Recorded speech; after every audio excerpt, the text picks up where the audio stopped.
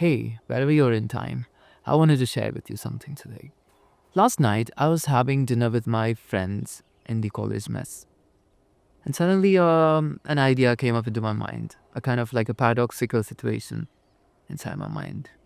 And I had to speak it out to my friends right at that point, and I did. And I want to talk about that with you guys as well. And is that if you take a piece of chicken and put it into a bowl of paneer curry, the whole paneer curry turns non vegetarian. At the same time, if you take a piece of paneer and put it into a bowl of chicken curry, the chicken curry is still non vegetarian. Nothing has changed, and non vegetarians will eat that. Meanwhile, the vegetarians would not prefer eating the paneer curry with chicken dip. Chicken dipped. Why is that so? There is a problem in that. And I wanted to discuss about that problem specifically through this video. Okay, now let's talk about the very base of food. What is food? What is the category of food? All food, like everything we have eaten from the very beginning of our existence, like over thousands and thousands of years, whatever we have been eating, all of those things comes under a single universal set. And that universal set is the basic category of food. And the name of the universal set is nothing but food itself. Now, here comes a smaller, well-defined subset of the universal set of food, which is vegetarian food. It is very well defined that it is clear that what comes inside vegetarian food. It might include vegetables like plant-based vegetables or some kind of animal-based things as well, like dairy products and other stuffs. Some people include eggs in vegetarian food here. I don't know. And this is vegetarian food. Now here's where the problem arises. We take all the food that are outside the vegetarian circle and call it non-vegetarian food. It's like calling anything that's not a mango non-mango, or calling anything that's not a Rubik's cube non-Rubik's cube. So this must be a non-Rubik's cube. This must be non-Rubik's cube.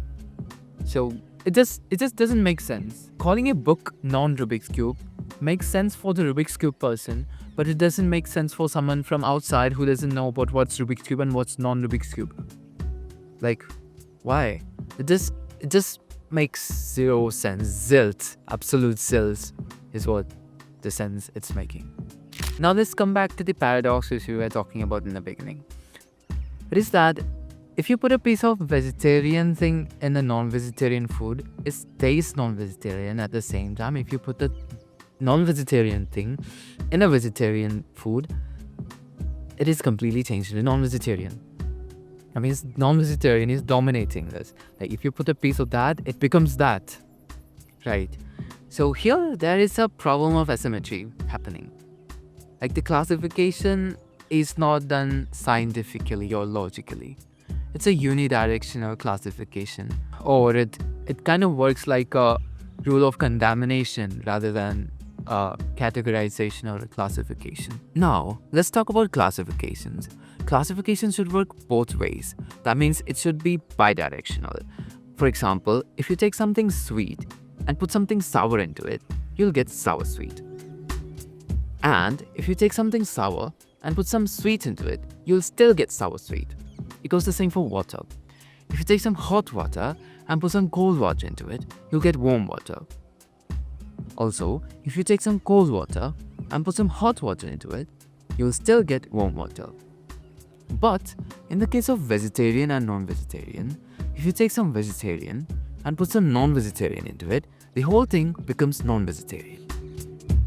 At the same time, if you take some non-vegetarian and put something vegetarian into it, it does not become vegetarian. So, what we can understand from this is that this whole thing works like a hierarchy rather than a classification or a category. Now, let's look at the real problem here. Think about the word vegetarian. What does it say? It says what it is. It's either plant-based or dairy-based. It just has a very clear philosophy behind it. Now let's look at the word non-vegetarian. What does it say? It says what it is not. Like this is a non-Rubik's cube. Does that make any sense?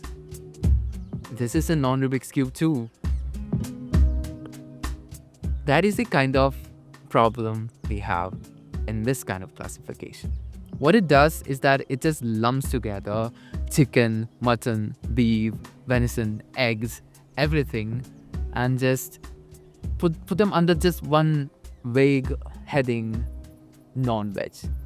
This is not classification. This is pure laziness. We can have a better and more rational way to think about food. It's like we can classify food like plant-based, animal-based, dairy-based, grains, seafood, and we can just say what the thing is so that we can classify it properly and properly understand what that thing actually is, not what that thing is not. It's far better than saying something like, this is non-vegetarian and this is vegetarian. That's dumb. Another bigger problem here is that languages shape our thoughts. So when you name something as non-veg, that means not vegetarian, you are just setting the standards like vegetarian is a default and non-vegetarian is everything, whatever you can find outside of the vegetarian circle. As non-vegetarian, you're just naming it as something different and setting vegetarian as a default. And that is not fair. What we are doing here is that we are embedding hierarchy into the language. And thus we are creating some kind of bias that non-vegetarian food is something less, or vegetarian food is something high, or vegetarian food is something default. We are creating that kind of a perception to people through this kind of usage of language. So here's the conclusion. Food is a huge universal category, and vegetarian food comes under this category. That means it's a subset or a small circle inside this category. And there is nothing called a non-vegetarian food, or there is nothing called a non-vegetarian person. If you identify as a non-vegetarian person, it's nonsense. You're just straight. You're just a normal person eating normal food. Because you eat all kind of food, right? So, food never needed a binary. We just need better thinking. Thank you for listening to me this whole time. I'll be coming up with new topics in the future.